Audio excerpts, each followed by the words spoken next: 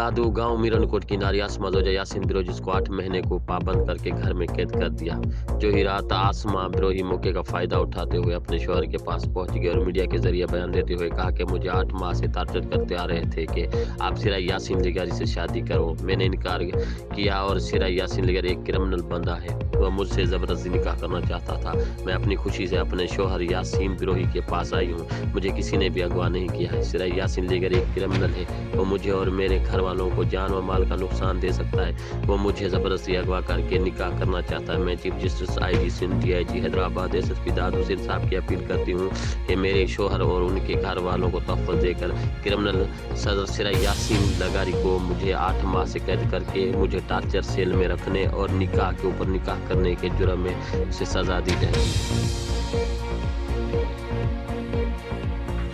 Tulijuliana sobre nama apa yang musim rasa tiwir tu. Atau itu Yasin